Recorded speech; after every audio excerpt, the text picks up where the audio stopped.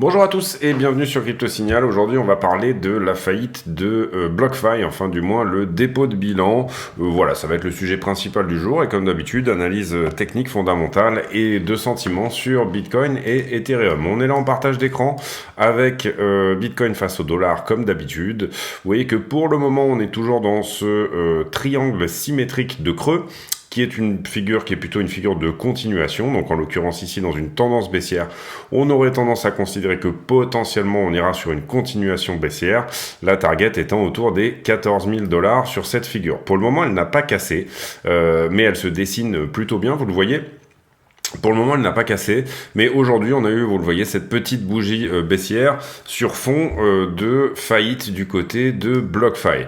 Sur Ethereum, globalement, la structure est pas nécessairement équivalente, mais on est plutôt ici sur un canal descendant, à savoir que ce canal vient ici retoucher quasiment sa base. Donc pour le moment, également sur Ethereum, rien qui n'indique un retournement haussier, si ce n'est, on va dire, à long terme, le fait qu'on n'ait pas perdu ce plus bas ici aux 883 $, mais qu'on soit plutôt autour des 1075 pour ce nouveau bottom, cette nouvelle zone de consolidation. Excusez-moi, qu'on commence à placer depuis ici quelques semaines. Également, on n'a pas fait de nouveau plus bas ici sur Ethereum par rapport à la date du 9 novembre et sur Bitcoin, je ne crois pas que ça soit le cas non plus. Si, on a fait un léger plus bas entre le 10 novembre et celui-ci. Donc concrètement, on a une structure qui est du moins un peu plus encourageante, je trouve, sur Ethereum, en termes de tendance, puisque vous comprenez qu'ici, sur Bitcoin, on a perdu ce plus bas. Sur Ethereum, on ne l'a pas perdu. Et ici, également, on a perdu ce plus bas. Et sur Ethereum, on ne l'a pas perdu. Néanmoins, il n'y a pas que le chartisme dans la vie. Il faut aussi regarder le momentum. Et vous voyez qu'aujourd'hui, potentiellement, on aurait un nouveau point de vente sur le market cipher qui s'imprimerait d'ici ce soir si on reste au même endroit. Donc on avait ici cette récupération au niveau du cipher et malheureusement aujourd'hui on pourrait être en train de réimprimer une nouvelle vague de vente. Alors on a eu beaucoup de faux signaux comme celui-ci par exemple, celui-là où la vague était très courte, celui-ci. Sur le daily, sur le cipher, on a eu pas mal de faux signaux, mais néanmoins, il est forcé de constater que, vous le voyez ici, par exemple, le MACD, donc on attendra la clôture pour vraiment postuler là-dessus, mais le MACD est en train de se calmer. On a potentiellement ici une vague qui se ferme, une vague à l'achat, qui était à l'achat depuis quelques jours, qui se ferme. On a un stochastique qui était dans la zone des 100 et qui désormais recommence à plonger vers le bas.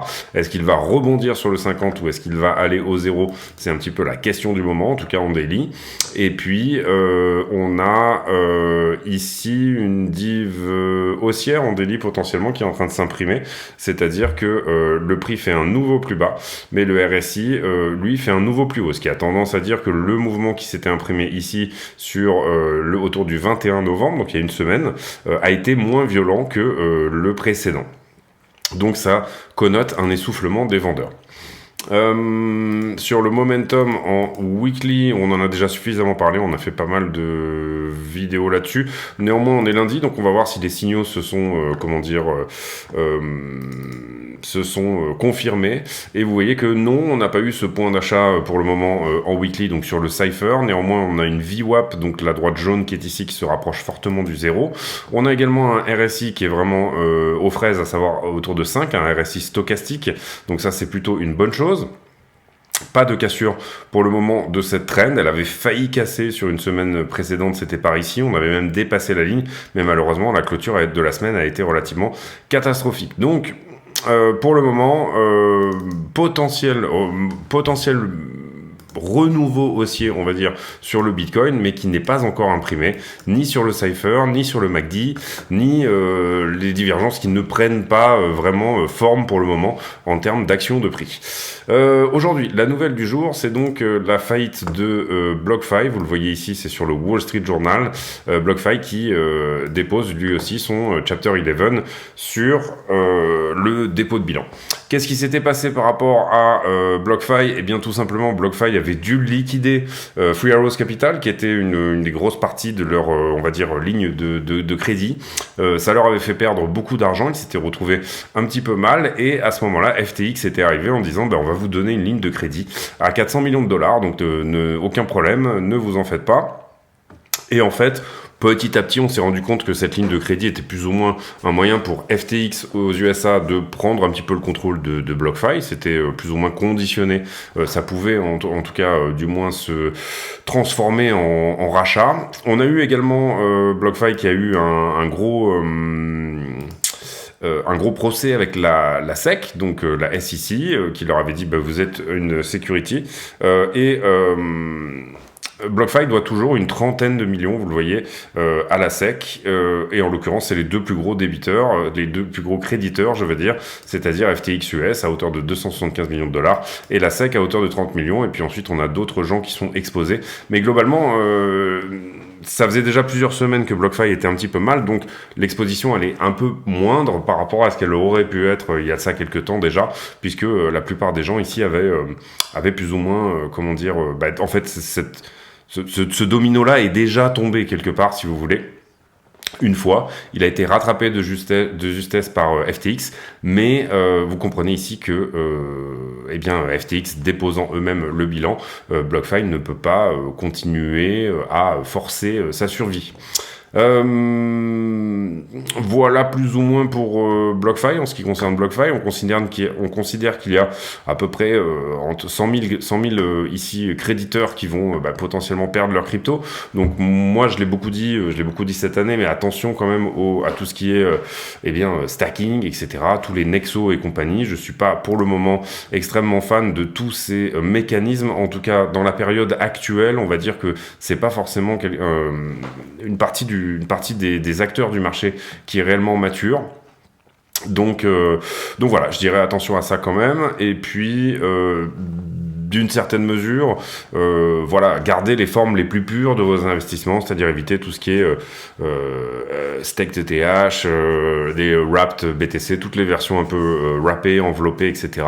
Personnellement, en tout cas moi, de mon avis, je préfère garder les formes les plus pures et je préfère éventuellement faire une croix sur les 4 ou 5% de lending que peut me proposer une plateforme, mais plutôt garder les cryptos, encore une fois, sur un wallet et sous leur forme la plus pure, c'est-à-dire avec mes propres clés, etc. Après, chacun fait un petit peu ce qu'il veut, hein, bien évidemment, mais je trouve que cette partie-là du marché est encore un peu trop frêle, trop fébrile pour réellement proposer les choses dont on pourrait éventuellement attendre d'elle en termes de sécurité. Ici sur le FTX, le procureur général des Bahamas qui insiste que FTX est sous le coup d'une investigation assez poussée. Pas énormément de nouvelles cette semaine sur FTX, mais on en a déjà eu suffisamment, je pense, pour ici peut-être souffler un petit peu sur ce cas-là. J'ai vu des choses par rapport à visiblement, tout le monde sait exactement où est SBF, etc. Mercredi, grosse journée pour moi. Pour moi, pas grand-chose demain. Consumer Confidence Index, pour ceux que ça peut éventuellement intéresser. Mais pour moi, mercredi, il y aura déjà beaucoup plus de choses, à savoir un discours de Jérôme Powell, une révision du GDP, donc du PIB américain, et puis les job openings. Pas mal également d'infos jeudi sur le marché de l'emploi et l'inflation avec un PCE. Ensuite, toujours pareil, ici sur MarketWatch, donc vous voyez que désormais c'est la crypto qui fait les gros titres, y compris des médias, on va dire, les plus mainstream. Et là, on voit que BlockFi, effectivement, dépose le bilan et dépose son Chapter 11 dans le New Jersey, visiblement. Ensuite, on a sur les marchés qui tremblent un petit peu aujourd'hui parce qu'il y a des protestations en Chine contre la politique zéro Covid. Donc du coup, ça a un petit peu ébranlé les marchés aujourd'hui, les marchés traditionnels. Concrètement, pas trop la crypto. Pour moi, c'est plutôt BlockFi ici qui a le moment où la news est sortie, qui a vraiment ici dumpé le prix. En ce qui concerne le sentiment, et j'en profite d'ailleurs pour vous dire que je voyais tout à l'heure la pub par rapport au Black Monday sur tout ce qui est Ledger. Vous avez toujours avec le code Black Friday 10 la possibilité d'avoir moins 10%. Utilisez bien le lien affilié de la chaîne. Ça permet à la chaîne également d'avoir un petit revenu là-dessus, mais si vous êtes sur de l'achat de Ledger en ce moment, si c'est quelque chose que vous pensez, moins 10%, donc ça vous fait le Nano X à 135 € et le Ledger Nano S Plus autour de 71, 72 €. Donc on était sur le sentiment. Le sentiment. On a liquidé hier 84 millions de dollars, en l'occurrence assez peu sur Ethereum, 15 millions uniquement, et 25 millions sur Bitcoin. Au niveau du carnet d'ordre, vous voyez qu'on a quand même des ordres ici qui attendent autour des 15,4, etc. Enfin, en tout cas, depuis le dernier bottom, on a pas mal de Bitcoin qui sont positionnés à l'achat entre le dernier bottom et le bottom actuel. Et vous voyez que si on dézoome, bien évidemment, on est sur une zone d'achat assez importante.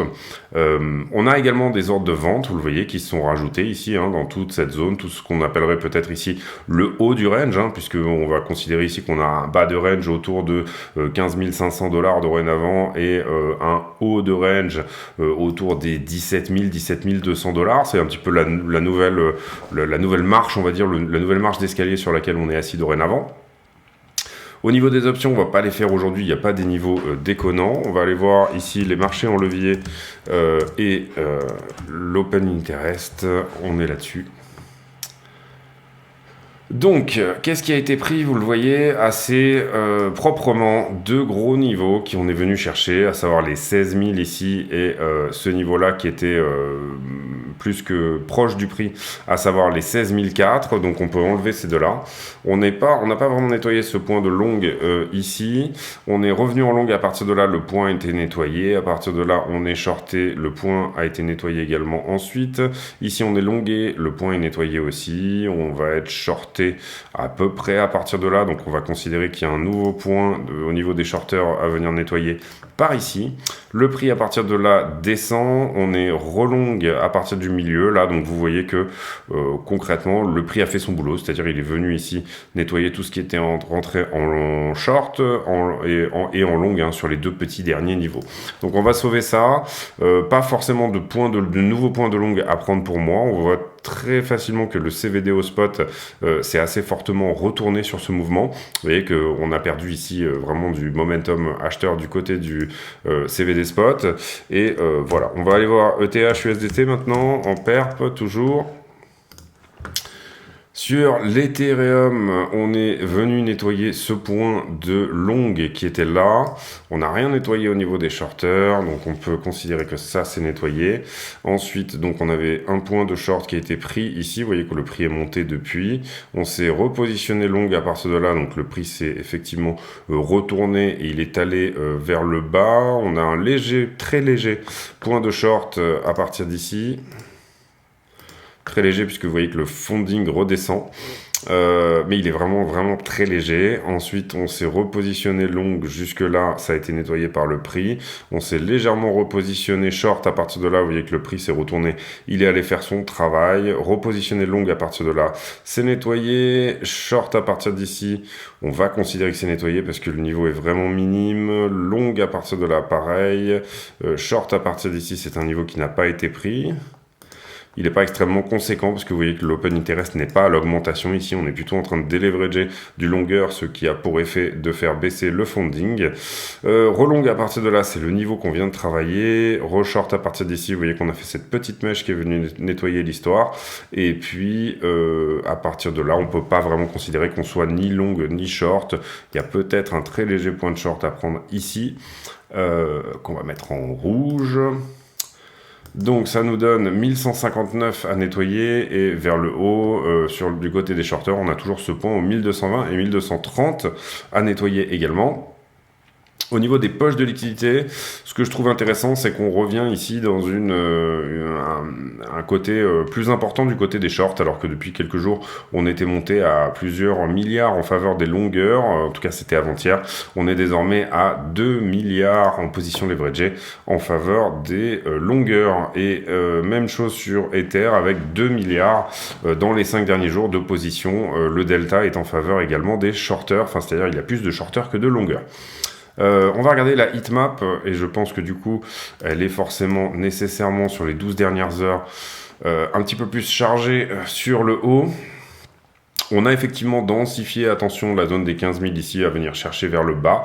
On a pas mal densifié également, vous le voyez, la zone des 16,4.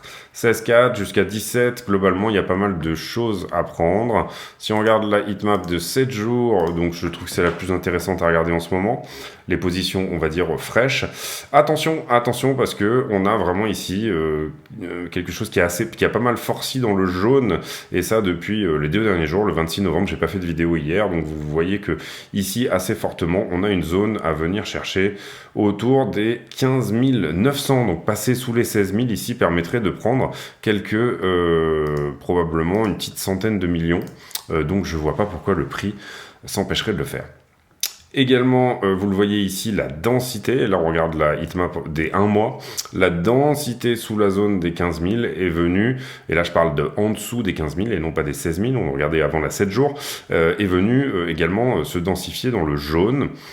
Donc ça c'est pareil, ça aurait tendance à vouloir dire que peut-être le prix va tenter de faire ce mouvement que de venir chercher le prix et aller chercher sous les 15 000 $. Je vous rappelle que ça signifierait un nouveau plus bas sur Bitcoin.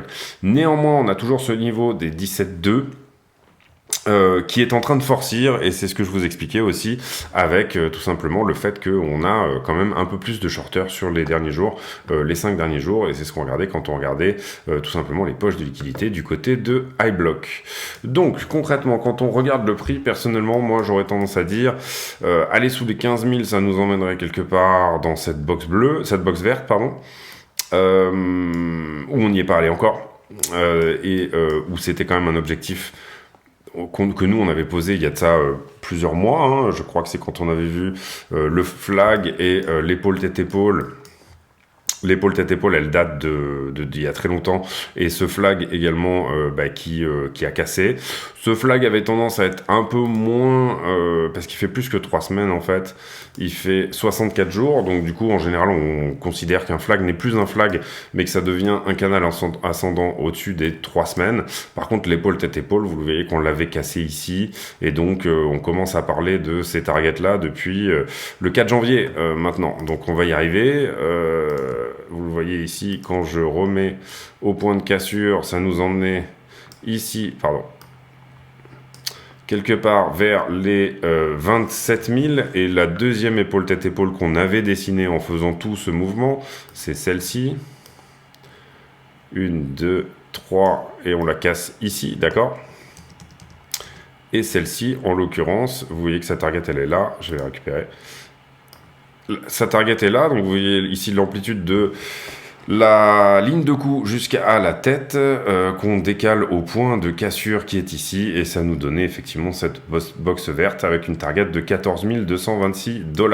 Donc on avait à la fois ce flag et tout simplement l'épaule tête-épaule dont je vous parlais à l'instant. Le flag, en général, comment on le calcule? On prend tout simplement la hauteur du mât, c'est-à-dire le mouvement impulsif qui nous a emmené dans ce flag, et ensuite on le met au point de cassure, mais en reportant le haut du mât ou le bas du mât en haut du fanion, si vous préférez. Et là, lui, il nous donnait une target autour des 13 008.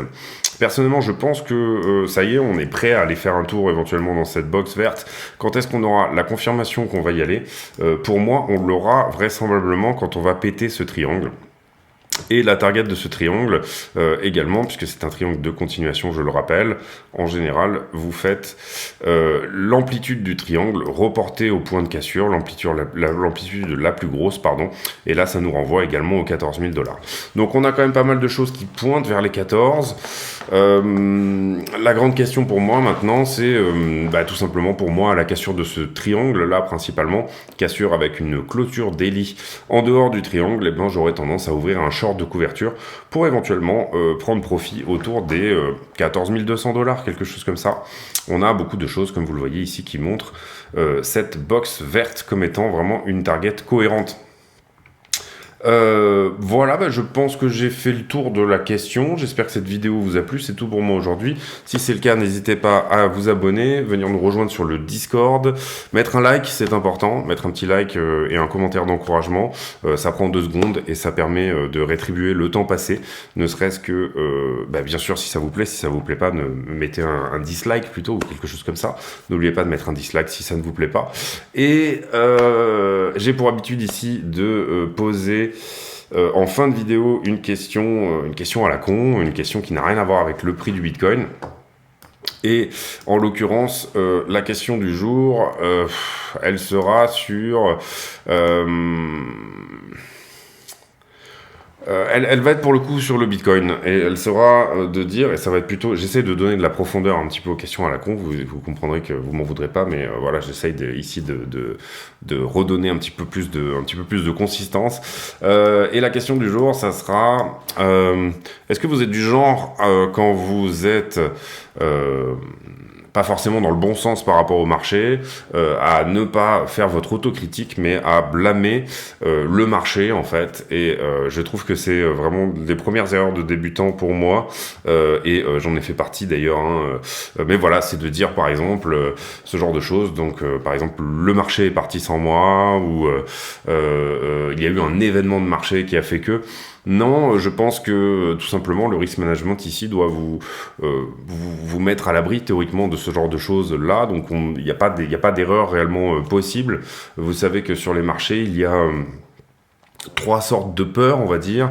Il y a tout simplement la peur de manquer une opportunité, donc c'est la FOMO, Fear of Missing Out. Il y a la peur de passer à l'action, qui correspond également à la peur de perdre, la peur d'avoir tort, voilà. Et puis, il y a effectivement aussi la peur plutôt il y a la peur de perdre et il y a la peur également d'avoir tort. Et en l'occurrence, beaucoup de gens se mettent à l'abri de leur propre autocritique en blâmant les choses qui ne sont pas nécessairement réellement de leur fait.